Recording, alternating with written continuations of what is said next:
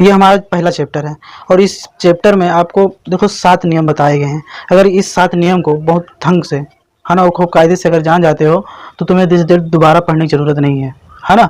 बहुत अच्छे से बताया जाएगा, बस केवल इस नियम को आपको ध्यान से देख लेना है, ठीक है। और आज के बाद दिस डेट का कोई कन्फ्यूज़न नहीं रहेगा।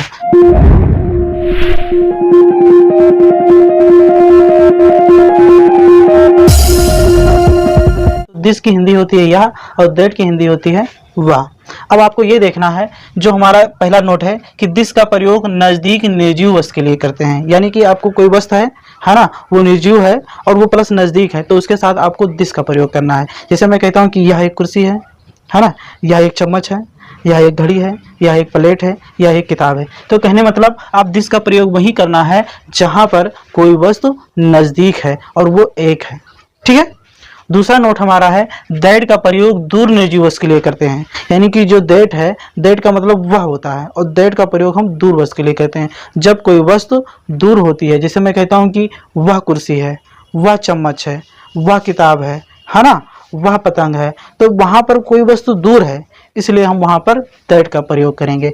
यानी कि यह दिखाने के लिए दिस का प्रयोग करेंगे और वह दिखाने के लिए दैट का प्रयोग करेंगे। ये दो बातें क्लियर हैं। यानी कि दिस का प्रयोग नज़दीक निर्जीव वस्तु के लिए करते हैं और दैट का प्रयोग दूर निर्जीव वस्तु के लिए करते हैं। दिस का प्रयोग जैसे पास, यह एक चम्मच है, यह एक घड़ी है, और दैट का मतलब जैसे वह एक कुर्सी है, वह घड़ी है ना, दूर के लिए करेंगे। तीसरा नोट हमारा देखेंगे कि दिस और दैट दोनों सिंगुलर हैं। दिस और दैट दोनों क्या हैं? सिंगुलर हैं, इसलिए इनके साथ इज का प्रयोग करते हैं। यानी जो ये दिस और दैट है, दोनों जानते हो क्या है? सिंगुलर नंबर है, मतलब ये एक वचन है, इसलिए इसके साथ हमेशा इज ही आता है। ये बात आपको ध्यान में रख लेना है। इसका बड़ा भाई दिस दोष है, लेकिन उसके साथ हम आर का प्रयोग करते हैं, क्योंकि दिस दोष प्लुरल है तो उसके साथ आर का प्रयोग करते हैं। और दिस दैट दोनों क्या है? सिंगुलर है, इसलिए इसके साथ हम इज का प्रयोग करते हैं। 3 नोट क्लियर। आगे देखते हैं नोट नंबर 4। नोट नंबर 4 कह रहा है सिंगुलर काउंटेबल नाउन के साथ ए एन का प्रयोग करते हैं। यानी कि आपको एक बात ये याद रखना है, यदि हमारा कोई नाउन सिंगुलर काउंटेबल है ना, यदि कोई नाउन हमारा सिंगुलर काउंटेबल नाउन है तो उसके साथ हम ए एन का प्रयोग करेंगे, चाहे जैसा हो। चाहे सेंटेंस में एक लिखा हो, देखो यहाँ पर बहुत सारे सेंटेंस है ना, यह अंगूठी है, वह बल्ला है ना, यह गेंद है, तो इसमें एक नहीं है, लेकिन गेंद तुम्हारा क्या है? गेंद है, इसका मतलब ये सिंगुलर काउंटेबल नाउन है ना। नहीं तो ये लिखा होता है कि 2 गेंद, 4 गेंद, या फिर क्या कहते हैं ये गेंद लिखा होता है, यानी प्लुरल होता है, तब यहाँ यह नहीं होता। इस यह है, इसका मतलब ये सिंगुलर है, और जब सिंगुलर काउंटेबल नाउन होगा तो उसके साथ हम ए एन का प्रयोग करते हैं। यानी ये बात आपको याद रखना है कि ए एन का प्रयोग कोई पूछे कब करते हैं तो आपको तुरंत यही बताना है यदि हमारा नाउन सिंगुलर काउंटेबल है ना। यदि सिंगुलर काउंटेबल नाउन होगा तो वहां पर ए एन का प्रयोग करेंगे, भले एक लिखा हो या न लिखा हो सेंटेंस में, जिसको आप गिन सकते हो। देखो सिंगुलर काउंटेबल का नाम, सिंगुलर का मतलब होता है एक वचन, काउंटेबल का मतलब होता है जिसको आप गिन सकते हो। तो जैसे आप क्या क्या गिन सकते हो जरा सोचिए, है ना। जैसे आप कुर्सी गिन सकते हो, और क्या कहते हैं कलम गिन सकते हो, किताब गिन सकते हो, है ना। ये बल्ला है, अंगूठी है, गेंद है, कलम है, घड़ी है, बंदूक है, सेब है, अंडा है, इनको सबको गिना जा सकता है। तो इसके साथ ए एन का प्रयोग करना ही पड़ेगा। अगर आप ए एन का प्रयोग नहीं करते हो तो आपका सेंटेंस गलत है, ठीक है। तो उम्मीद है ये आपका नोट नंबर 4 भी समझ में आया। नोट नंबर 5 है प्रॉपर नाउन और अनकाउंटेबल नाउन और क्या कहते हैं प्लुरल नाउन। यानी कि आपको ये याद रखना है, प्रॉपर नाउन का मतलब होता है किसी का नाम, जिसको आप जानते हो। प्रॉपर नाउन की परिभाषा ये होती है किसी विशेष व्यक्ति व स्थान के हो व्यक्तिवाचक संज्ञा या फिर प्रॉपर नाउन कहते हैं। प्रॉपर नाउन का मतलब जैसे किसी का नाम लिया जाए, मधु, है ना, ललिता, राकेश, मोहन, सोहन, यानी किसी का भी नाम ले लिया जाए तो वो प्रॉपर नाउन हो जाता है ना। नाम उसी का लोगे जो जिसको तुम जानते हो, और जिसको तुम जानते हो वो तुम्हारे लिए क्या है? विशेष है, इसलिए वो प्रॉपर नाउन है। तो प्रॉपर नाउन के साथ ए एन का प्रयोग हम नहीं करते। किसी नाम के साथ ए एन देखा है? नहीं देखा ना, तो नाम के साथ भैया ए एन का प्रयोग नहीं करते हैं। अगला है अनकाउंटेबल नाउन। अनकाउंटेबल नाउन का मतलब वह संज्ञा जिसको आप गिन नहीं सकते हो। जैसे आप क्या नहीं गिन सकते हो? बाल नहीं गिन सकते, चावल नहीं गिन सकते, दाल नहीं गिन सकते, दूध नहीं गिन सकते, पानी नहीं गिन सकते, तो इनके साथ भी हम ए एन का प्रयोग नहीं करेंगे। और प्लुरल का मतलब जैसे 2 चम्मच, 4 चम्मच, 5 चम्मच, या फिर गेंदे, है ना। इस तरह से अगर कोई प्लुरल नाउन होगा तो उसके साथ भी हम ए एन का प्रयोग नहीं करेंगे। अगला नोट देखो, नोट नंबर हमारा 6 है, ए का प्रयोग सिंगुलर काउंटेबल नाउन से पहले करते हैं जो कॉन्सोनेंट साउंड से शुरू होते हैं। यानी कि आपको अब ये बताया गया है कि कब ए लगाते हैं और कब एन लगाते हैं। सामान्यतः आपको यही बताया गया है कि ओवेल 5 होते हैं, ए, ई, आई, ओ, यू, है ना, यही 5 ओवेल होते हैं। अगर हिंदी की बात करें तो छोटा आ, बड़ा आ, है ना, छोटी ई, बड़ी ई, ऐसे लेकर आओ तक होते हैं। क्यों?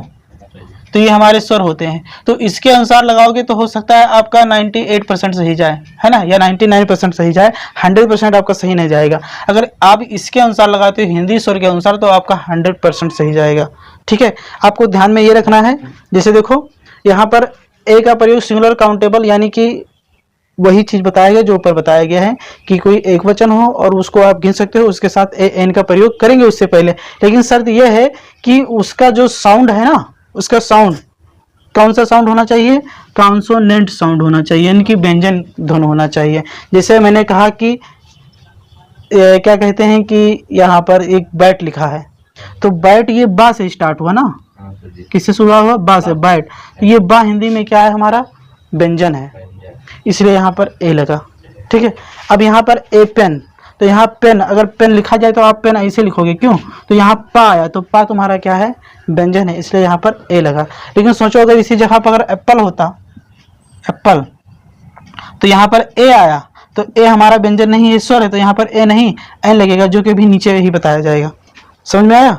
जैसे चेयर, तो यहाँ पर चा आया, तो चा हिंदी में क्या है? व्यंजन है, इसलिए यहाँ पर ए लगेगा। यानी का से लेकर और ज्ञा तक अगर जिसकी आवाज आ रही है तो आपको क्या लगाना है? ए लगाना है। और अगर छोटा आ से लेकर आओ तक अगर उसकी आवाज आ रही है तो आपको एन लगाना है। और बाकी आप सामान्यतः जानते हैं कि ए, ई, आई, ओ, यू से पहले हम एन का प्रयोग करते हैं अगर उसकी साउंड आ रहा है स्वर का, तो है ना। अब जैसे बी, सी, देखो यहाँ पर ये बी से स्टार्ट है तो यहाँ पर ए लगेगा, पी से स्टार्ट है तो क्या लगेगा? ए लगेगा। अगर यही एप्पल बताते तो ए से स्टार्ट होता तो क्या लगाते? एन लगाते। ठीक है, अगला नोट नंबर देखो, एन का प्रयोग सिंगुलर काउंटेबल नाउन से पहले करते हैं। वही बात यहाँ भी है कि सिंगुलर काउंटेबल नाउन के पहले करते हैं, बस शर्त यही है कि उसका जो साउंड है, उसका आवाज जो है क्या है?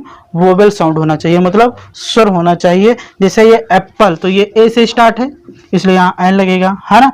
एक मतलब ई से स्टार्ट है, मतलब क्या लगेगा? एन लगेगा, है ना। अगर यही ईगल होता तो ई से स्टार्ट है तो क्या लगता? बोलो, एन लगता है। आइसक्रीम होता तो आइस, आ बड़ा आ है ना, तो क्या लगता? एन लगता है। आई होप आप इसको समझ के। अब चलिए कुछ सेंटेंस पे हम नजर मारते हैं।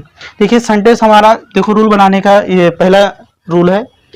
देखो क्या लिखिए कि सबसे पहले आपको लिखना है सब्जेक्ट, क्या लिखना है? उसके बाद आपको लिखना है इज को वैसे उतार देना, कोई छेड़खानी नहीं करनी है। उसके बाद ऑब्जेक्ट है, अंत पे क्या लगाना है? Full stop. अब जैसे देखो हमारा यहाँ पर सब्जेक्ट क्या है? यह, जो सबसे पहले होता है वही सब्जेक्ट होता है। तो यहाँ पर यह की अंग्रेजी हम क्या लिखेंगे? दिस। आपको यहाँ पर बड़े बड़े में बताया गया है कि दिस का मतलब यह और दैट का मतलब वह। तो जहां पर यह होगा वहां पे दिस लगाना, और जहां पे वह होगा वहां पे दैट लगाना। अब दिस और दैट दोनों के साथ इज लगता है, इसलिए हमने परमानेंट इज को फिक्स कर दिया कि आपको इज उठाकर लिख देना। तो यह की अंग्रेजी आपने क्या लिखा? दिस। अब इज है, इसको वैसे उतार दो, समझो दहेज में मिला है ना। अब हमारा क्या बचा? एक चम्मच। तो यहाँ पर पहले एक की अंग्रेजी क्या लिखोगे? ए, और चम्मच की अंग्रेजी क्या होता है? Spoon, SPOON, spoon. ठीक है, अब आपको देखना क्या है कि स्पून ऐसे लिखोगे स्पून, यही यहाँ पर सा की ध्वनि आ रही है ना, तो यहाँ पर क्या लगाओगे? ए ही रहेगा। ठीक है, एन नहीं आएगा। या फिर आप ये समझिए कि ओबेल ए, ई, आई, ओ, यू इनमें में से किसी से शुरुआत नहीं है, इसलिए यहाँ पर ए ही रहेगा, है ना। अगर ओबेल से शुरुआत होता तो एन लगाते हैं। अगला देखो, वह बल्ला है, तो वह की अंग्रेजी दैट, है ना, निर्जीव है और प्लस दूर है, वह बल्ला है मतलब दूर है, तो वह की अंग्रेजी क्या लिखेंगे? दैट, और इसको इसे उतार देंगे। अब बचा बल्ला, तो भले यहाँ पर एक नहीं लिखा है लेकिन बल्ला को आप गिन सकते हो, ये काउंटेबल नाउन है, इसलिए आपको यहाँ पर ए एन लगाना ही पड़ेगा। ठीक है, तो आप यहाँ पर बल्ला की अंग्रेजी क्या होता है? बैट, है ना। तो यहाँ पर देखो बैट मतलब बा से स्टार्ट हुआ ना, तो यहाँ पर क्या होगा? ए होगा, यानी कि बा हमारा क्या है? व्यंजन है, इसलिए यहाँ पर ए बैट होगा। अंत में फुल स्टॉप जरूर लगाएंगे। अगला देखो यह अंगूठी है, तो यहाँ पर क्या हो जाएगा? दिस, और इसको तो वैसे उतार देंगे। अब बचा अंगूठी, तो अंगूठी अंग्रेजी होगा रिंग, है ना। तो रिंग मतलब आर से शुरू, रिंग ऐसे कि आर मतलब कि आर तुम्हारा क्या है? व्यंजन है। या फिर अगर हिंदी का देखोगे तो रा, है ना, और रा हिंदी में क्या है? व्यंजन है, इसलिए यहाँ पर क्या लगेगा? बोलो, ए लगेगा, है ना, ए रिंग हो जाएगा। ठीक है, यह गेंद है, तो यह की अंग्रेजी क्या हो जाएगा? This is. अब गेंद मतलब बाल, तो बी से स्टार्ट हुआ मतलब बा से, तो यहाँ पर क्या हो जाएगा? बॉल, क्योंकि ये भी आपका ब क्या है, व्यंजन है ना। यहाँ पर देखो वह कलम है, तो वह की अंग्रेजी क्या हो जाएगा, दैट। इसको तो वैसे उतार देंगे, क्यों। अब बचा तुम्हारा कलम, तो पेन, पाया, यानी कि यह क्या है, व्यंजन है, यानी कि ए पेन हो जाएगा, क्यों। यह घड़ी है, तो क्या हो जाएगा, दिस इज। अब घड़ी, वाच, तो वाह है ना, वाच ऐसे लिखोगे ना, WATC है, तो वाच ऐसे लिखोगे ना, वाच। ये वाह है, वाह हिंदी में क्या है, व्यंजन है, तो व्यंजन की अंग्रेजी क्या लिखेंगे, मतलब कि क्या हो जाएगा, ए वाच। ठीक है। देखो वह बंदूक है, तो क्या हो जाएगा, दैट इज ए गन, है ना। और देखो यह सेब है, तो देखो यहाँ की अंग्रेजी क्या हो जाएगी, दिस इज। और क्या हो जाएगा, एन एप्पल, है ना, क्योंकि यहाँ पर ओवल से शुरू हुआ ना, एप्पल, ये किससे शुरू हुआ, एप्पल, मतलब ए से स्टार्ट हुआ, है ना, इसलिए ये स्वर है, इसलिए यहाँ पर एन लगेगा। यह अंडा है, तो क्या हो जाएगा, दिस इज एन एग हो जाएगा, क्यों। ठीक है। तो ये आपको इतना जो काम मिला है, ये तुम्हारा HW है, ठीक है, अभी बता रहे हैं, ठीक है। इतना जो काम है तुम्हारा क्या है, HW, इसको आप घर से बनाओगे। लेकिन यहाँ पर एक सेंटेंस ये देखो, वह पानी है, तो पानी को आप गिन नहीं सकते हो, तो इसके साथ आपको AN का प्रयोग नहीं करना है ना। जैसे आपको बताया जाए कुछ सेंटेंस, जैसे यहाँ पर मैं इसको मिटा दे रहा हूँ, जैसे कुछ एग्जाम्पल और ले लो। जैसे मैं कहूँ कि वह दूध है, तो यहाँ पर दूध आपका अनकाउंटेबल नाउन है, उसको आप गिन नहीं सकते, कि गिन सकते हो, नहीं गिन सकते हो, तो यहाँ पर क्या हो जाएगा, वह की अंग्रेजी दैट इज मिल्क। यहाँ पर आपको AN लगाने की जरूरत नहीं है। जैसे मैं कहूँ कि यह पानी है, यह पानी है, तो क्या हो जाएगा, दिस इज वाटर, है ना, या पानी है, तो दिस इज वाटर। यहाँ पर पानी आपका क्या है, अनकाउंटेबल है, इसको आप गिन नहीं सकते, इसके साथ AN का प्रयोग नहीं करेंगे। एक एग्जांपल देखो, जैसे मैं कहता हूँ कि यह मधु है, यह मधु है, तो मधु किसी का नाम है, इसका मतलब ये क्या है, प्रॉपर नाउन है, क्या है, प्रॉपर नाउन। तो प्रॉपर नाउन के साथ भी AN का प्रयोग नहीं करते हैं, तो क्या हो जाएगा, दिस इज मधु, AN नहीं लगाएंगे, ठीक है। तो इस तरह से आपका ये सेंटेंस हो जाएगा। तो समझ में आया, तो चैनल को सब्सक्राइब जरूर करें, ताकि आने वाली वीडियो की नोटिफिकेशन सबसे पहले आपको मिले।